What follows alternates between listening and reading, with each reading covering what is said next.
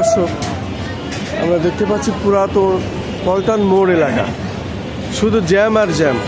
মূলত রাজধানী ঢাকা এইভাবে জ্যামেরই শহর আমরা দেখতে পাচ্ছি।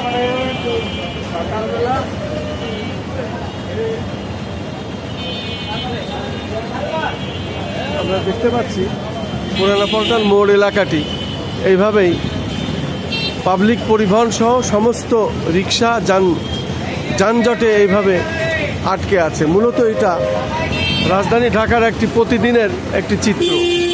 আর এই চিত্র আমরা রাজধানী ঢাকার বিভিন্ন এলাকায় গিয়ে যেমনটি দেখতে পাই, ঠিক তেমনই দেখতে পাচ্ছি রাজধানী ঢাকার পুরানা পল্টন মোড়। এবং মূলত এই মোড়টি খুব জনগুরুত্বপূর্ণ, যেহেতু এখান থেকে অনেক দিকে রাস্তা, এবং সে কারণেই এই এলাকাটা বেশি যানজট, এবং এই যানজটের মাত্রা দিন দিন আরও বৃদ্ধি পাচ্ছে। যেহেতু রাজধানী ঢাকায় মানুষের সংখ্যা, জনসংখ্যা বৃদ্ধি পাচ্ছে, গাড়ির সংখ্যা বৃদ্ধি পাচ্ছে, কিন্তু রাজধানী ঢাকায় তো জায়গা বাড়ছে না, কারণ জায়গা আরও কমে যাচ্ছে। যেহেতু বাড়ি ঘর দর হচ্ছে, সমস্ত ব্যবসা প্রতিষ্ঠানের জায়গা বাড়ছে, মার্কেট বাড়ছে, সেই হিসাবে জায়গা সীমিত। মূলত রাজধানী ঢাকা এখন আমরা দেখতে পাচ্ছি যানজটের শহর। এই যানজটের শহর মূলত এটা অত্যন্ত জনগুরুত্বপূর্ণ এই কারণে, যেহেতু পাশেই বাংলাদেশ সচিবালয়, এবং তারই পাশে আমরা দেখতে পাচ্ছি ফুটপাত, এবং ফুটপাতেও এই ধরনের ব্যবসা সবসময় মানুষের আছে, এবং ফুটপাতের পাশেও বিভিন্ন দোকান তারা এইভাবে আছে, এবং আমরা দেখতে পাচ্ছি ব্যবসা।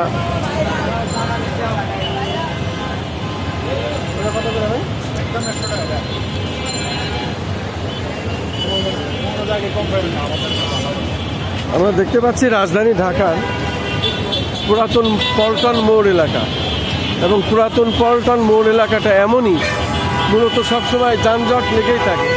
আমরা দেখতে পাচ্ছি এখানে মূলত যানজট থাকবেই, প্রচণ্ড জ্যাম। আমরা দেখতে পাচ্ছি এই যিনি ট্রাফিক, উনি আসলে হিমশিম খেয়ে যেতে হয়।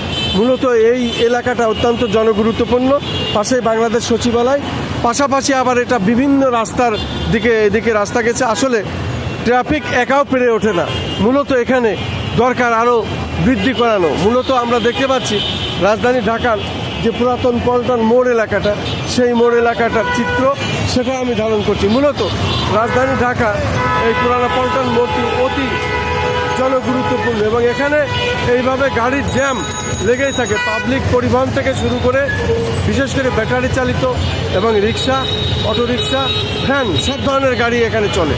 আমরা দেখতে পাচ্ছি এই পুরানো পল্টন মোড়টা মূলত যানজটের একটি মেশিন আমি বলবো, কারণ এখানে যথেষ্ট চেষ্টা করা হয়, কিন্তু তারপরেও এই যানজট নিরসন হয় না। কারণ এখানে এই এলাকাটি বিভিন্ন এলাকার রাস্তা, আমরা দেখতে পাচ্ছি অনেকগুলো রাস্তার মুখ, আর এই রাস্তার মোড়টা মূলত এইভাবেই আমরা সবসময় দেখতে পারি মানুষের ভিড়, এবং এই জ্যাম এখানে লেগেই থাকে।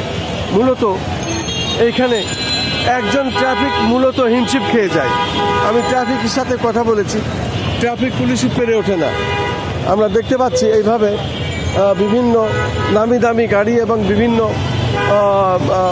বড় উচ্চ পর্যায়ের অফিসাররা এখানে চলাফেরা করেন, তারপরেও এখানে যানজট আসলে লেগেই থাকে। এই যানজট দীর্ঘদিনের।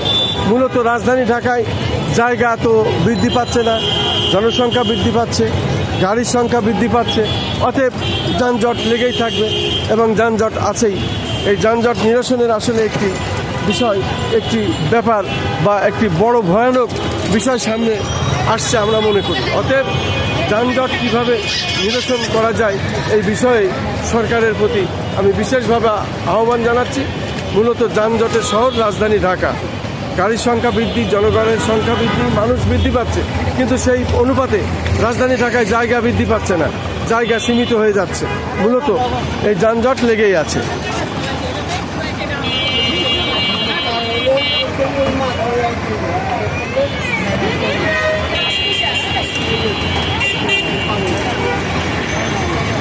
আমরা